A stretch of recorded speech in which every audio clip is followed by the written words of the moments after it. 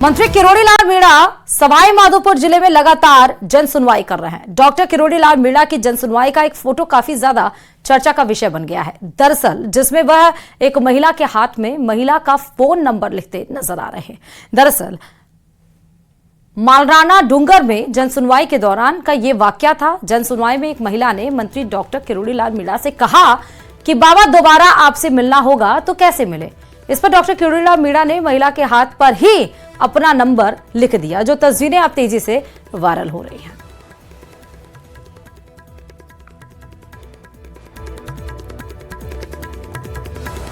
तो ये तस्वीरें आप देखिए। वैसे तो डॉक्टर किरोड़ी लाल मीणा कभी अपने बयानों को लेकर, कभी प्रेस कॉन्फ्रेंस को लेकर, एसआई को लेकर तो काफी ज्यादा चर्चा में भी रहे, तो हमेशा विषय में बने रहते हैं। कभी वो जब कार्रवाई चलती है सदन की तो नहीं पहुंचते हैं, तो भी हमेशा चर्चा में बने रहते हैं। एक बार जब जन सुनवाई कर रहे हैं उस दरमियान ये फोटो वायरल हो गया। महिला उनसे मिलने के लिए बोली कि दोबारा कैसे मिला जाएगा आपसे, तो उसी दरमियान उनके हाथ पर अपना नंबर लिखते हुए डॉक्टर किरोड़ी लाल मीणा आपको नजर आ रहे हैं। और ये फोटो कैप्चर कर लिया किसने, सोशल मीडिया पर डाल दिया और उसके बाद से ये फोटो अब वायरल हो रहा है।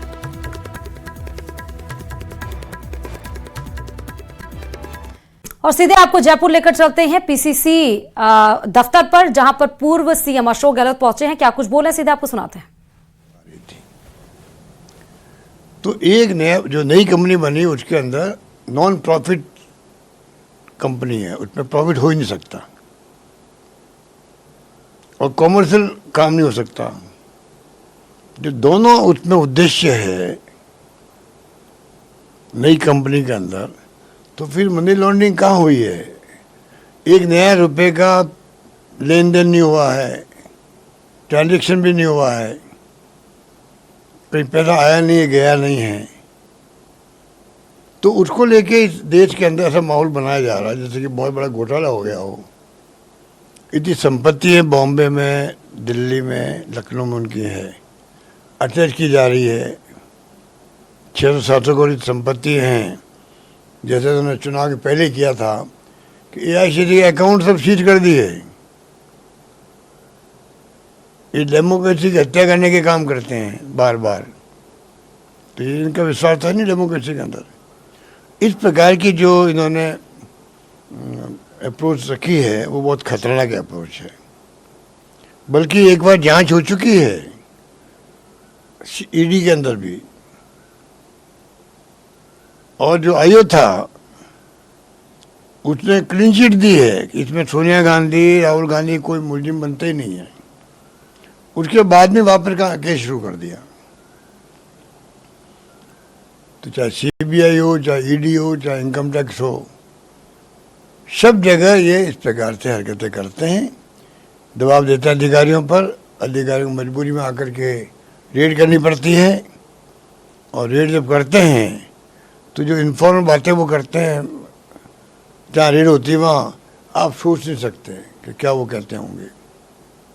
तो ये स्थिति है, और ये केस इस प्रकार का बनाया गया है। ये झूठा, बिल्कुल झूठा केस है, कोई दम नहीं है। पूछताछ पहले हो चुकी है 3-3, 4-4 दिन तक, राहुल जी के साथ में भी, सोनिया जी के साथ में भी। ये सब मालूम इन लोगों को, और ये 5-7 साल तक तो चुप रहते हैं। और जब मौका लगता है, चुनाव आते हैं, चाहे बिहार क्या हो, चाहे वो और कोई इश्यू बनते हों, महंगाई पे इनका ध्यान नहीं। आज बेरोजगारी बहुत बड़ा इश्यू है देश के अंदर, उसकी चर्चा नहीं हो, और कोई न कोई ऐसे केस करते जाओ तो देश उसी में उलझा रहे। ये जो इनकी हरकतें हैं, ये मैं समझता हूँ अगर किसी का विश्वास लोकतंत्र में हो, वैसी हरकतें कभी नहीं कर सकता है, मेरा मानना है। कारण क्या लगता है आपको कि क्योंकि अब जो चुनाव भी आ रहे हैं, आपने कहा चुनाव आते तब ऐसे करते, बड़ा कारण क्या लगता है? क्योंकि कल प्रताप सिंह खाचरियावास में अभी ईडी की रेड हुई, फिर आपके जो बड़े लीडर्स है उनको चार्जशीट फाइल कर दी गई, तो इसके पीछे एक बड़ा मकसद आपकी कुछ आप आरोप चारों और माहौल बनाना देश के अंदर। मिस्टर रॉबर्ट वाड्रा जी को पहले बुलाया था कोई जमाने में, अब 10 साल बाद वापस बुला रहे हैं। तो ये जो एक साथ केस नहीं देख सकते थे, 6 महीने में, साल भर में केस डिस्पोज हो जाते। अगर आप ईमानदारी होती तो अब इतना 10-10 साल क्यों लगते हैं। और अभी लोकसभा में जो उत्तर आया है क्वेश्चन का, 290 के आसपास इन्होंने छापे डाले हैं, रेड करी है या केस बनाए हैं पॉलिटिशियन पर। 900 समथिंग थे, उसमें सिर्फ 2 केसेस प्रूव कर पाए ये लोग। 900 लगभग में से 2 केस ओनली। तो आप बता दीजिए कि 900 लोगों के ऊपर क्या बीती होगी, चाहे वो उद्योगपति थे, छोटे थे, बड़े थे, पॉलिटिशियन थे अधिकांश तो, और सब लोग थे वो बीजेपी के आरएसएस के तो थे नहीं। इक्का दुक्का छोड़ दीजिए जो गलती से फंस गए। जैसे कानपुर में हमने सुना, जाना था किसी के यहाँ, नाम एक कॉमन था, चले गए वो और किसी के यहाँ पर, वो उसका बैकग्राउंड बीजेपी का था। कुछ 250 करोड़ रुपए मिले मेरे ख्याल से वहाँ पर, ऐसा मुझे याद है। उसको वापस मिल गए पैसे उसको, तो ऐसा सुना मैंने। अब क्या सच्चाई क्या हो तो जाने। तो ये इनकी हरकत है, पूरा देश देख रहा है और इनको कभी माफ़ नहीं करेगा मुल्क, जब समय आएगा।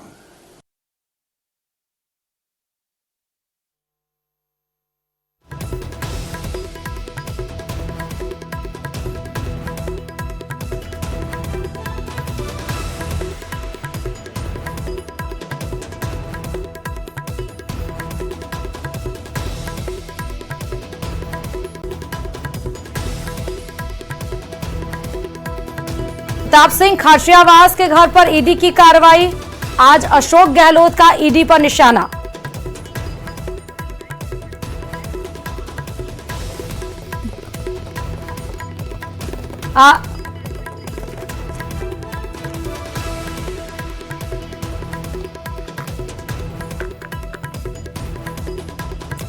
तो अरबाज हमारे साथ जुड़े हुए हैं। अरबाज, मेरी आवाज आप तक पहुंच रही है?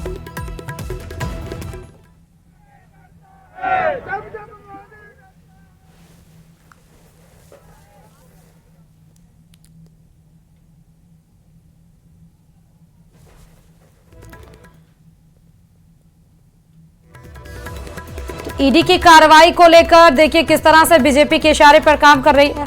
अरबाज हमारे साथ जुड़ चुके हैं। अरबाज, विरोध प्रदर्शन कांग्रेस का जोरदार। तो अरबाज को हम फिर से कनेक्ट करेंगे। अरबाज, मेरी आवाज आप तक पहुंच रही है? हो सकता है आवाज वहां पे ज्यादा हो, क्योंकि लोगों का, कांग्रेस कार्यकर्ता आप देख रहे हैं भाजपाई षड्यंत्र के खिलाफ न्याय की लड़ाई, तख्तियां लेकर पहुंच चुके हैं ईडी कार्यालय के बाहर। और ये जोरदार प्रदर्शन यहां पर ईडी कांग्रेस के कार्यकर्ताओं के द्वारा। अभी आपने देखा कल प्रताप सिंह खाचरियावास के घर पर ईडी की कार्रवाई हुई। अशोक गहलोत अभी आपको हम सीधे दिखा रहे थे, जहां पर वो मीडिया कर्मी से बातचीत करते हुए नजर आए और ईडी को बताया कि सरकार के इशारे पर ही ये काम कर रही थी। और आज देखिए ईडी कार्यालय के बाहर कांग्रेस का ये जोरदार प्रदर्शन, ईडी के कार्रवाई के खिलाफ हल्ला बोल की सीधे तस्वीरें आपको नजर आ रही है जयपुर से। हर एक कार्यकर्ता के हाथ में तख्तियां हैं जिसपे अलग अलग बातें लिखी हुई हैं। अरबाज हमारे संवाददाता ग्राउंड जीरो से लाइव जुड़े हुए हैं। अरबाज, ईडी के खिलाफ ये कांग्रेस का हल्ला बोल प्रदर्शन, क्या अपडेट्स इसको लेकर अभी? जी बिल्कुल, देखिए कि यहाँ पर जो कांग्रेस की ओर से विरोध प्रदर्शन ईडी कार्यालय के बाहर किया जाना है, उस प्रदर्शन को लेकर के कांग्रेसी कार्यकर्ता यहाँ जमा होना शुरू हो गए। कांग्रेसी नेता भी यहाँ पहुँच रहे हैं, कई वरिष्ठ नेता यहाँ पर पहुँचेंगे। और जिस हिसाब से लगातार जो है ईडी की कार्रवाइयाँ हुई हैं, उसको लेकर के विरोध प्रदर्शन किया जा रहा है। यहाँ पर कई कांग्रेस नेता पहुँचे हुए हैं और विरोध में यहाँ पर नारेबाजी कर रहे हैं। क्या आपका विरोध है? हमारा विरोध है कि केवल मोदी सरकार, भाजपा सरकार विपक्ष के नेताओं को ईडी, इनकम टैक्स या सीबीआई के निशाने पे ले रही है। हमारा ये कहना है कि क्या एक भी नेता भारतीय जनता पार्टी का ऐसा नहीं है जो ईडी की गिरफ्त में आए या इनकम टैक्स की गिरफ्त में आए। एक भी नाम ऐसा नहीं आया देश में। और जो नेता विपक्ष में है, इनके खिलाफ बोलता है या उनके खिलाफ मोदी जी या मोदी जी की सरकार ये कहती है, अजीत पवार जी बहुत बड़ा उदाहरण है, हेमंत बिस्वा शर्मा बहुत बड़ा उदाहरण है। वो जब विपक्ष में थे, कांग्रेस में थे या कांग्रेस के गठबंधन में थे, तब तो वो थे करप्ट। और जो ही उन्होंने बीजेपी ज्वाइन कर ली, तब वो वॉशिंग पाउडर में डल गए और उनकी धुलाई हो गई, ईमानदार हो गए। तो हमारा कहना यह है कि जिस ढंग से वे बदले की भावना से, राजनीतिक प्रतिशोध की भावनाओं से राहुल गांधी को, सोनिया गांधी को चार्जशीटेड कर रहे हैं। राहुल गांधी की संसद की सदस्यता समाप्त की गई, सोनिया गांधी जी बीमार होने के बाद में उनको बुला के पूछताछ की गई। ये केवल और केवल डराने धमकाने की और विपक्ष को समाप्त करने की एक साजिश है, लेकिन इसमें ये कर नहीं पाएंगे।